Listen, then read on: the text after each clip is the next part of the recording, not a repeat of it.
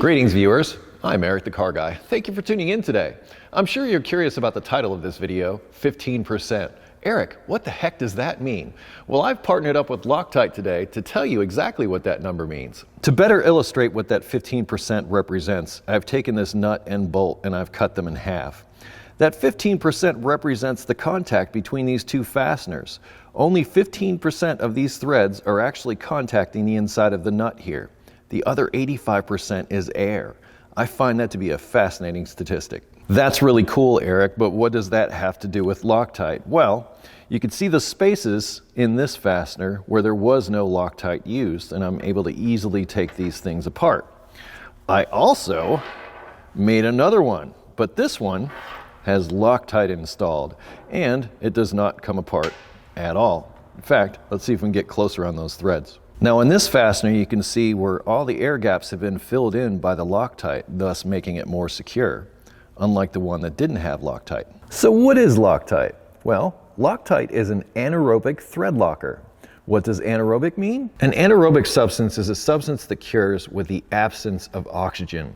And that's what Loctite thread locker is. It's an anaerobic substance. So when you apply it to the threads of a fastener and then you fasten it down, you're basically closing it off from the air and closing it off from the oxygen, and that allows it to cure. A perfect example of this is this nut and bolt that I put together yesterday. I used Loctite with it and a little bit dripped out onto my workbench, and you can see that it's still a bit gooey. And the reason for that is because it's an anaerobic substance. This is still exposed to oxygen, this was not. Now there's a myth out there that says if you use Loctite, you're never going to be able to get that fastener back again. And that's not true.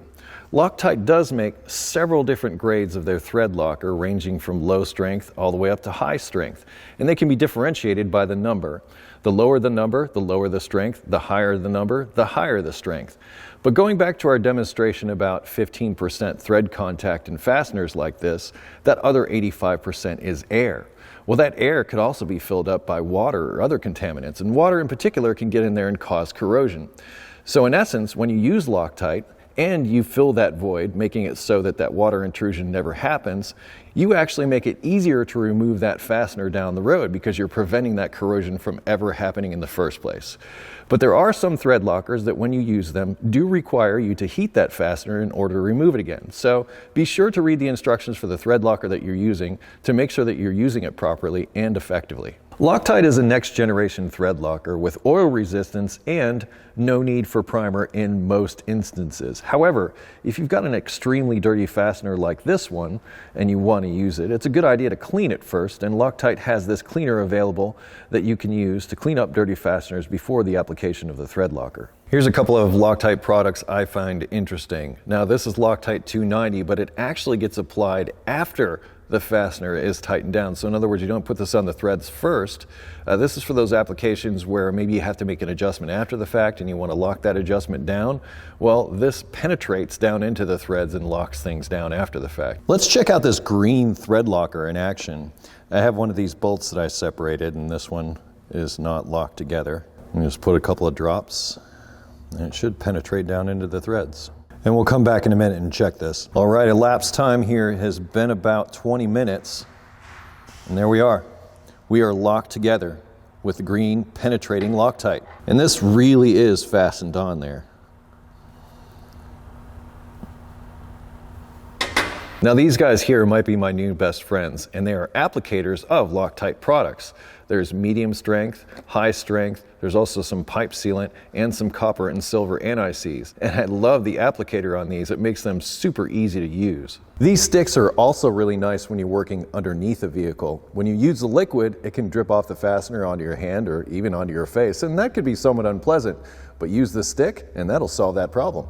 I don't use the high strength red thread locker as much as the blue, but if I really want something to stay in place and I know I'm not going to be removing it again for a while, I reach for the red high strength Loctite thread locker. The blue is a medium strength thread locker, and honestly for me, the one I use the most. Now that I have some of this Loctite thread sealant stick, I've been using the heck out of this stuff in applications like this.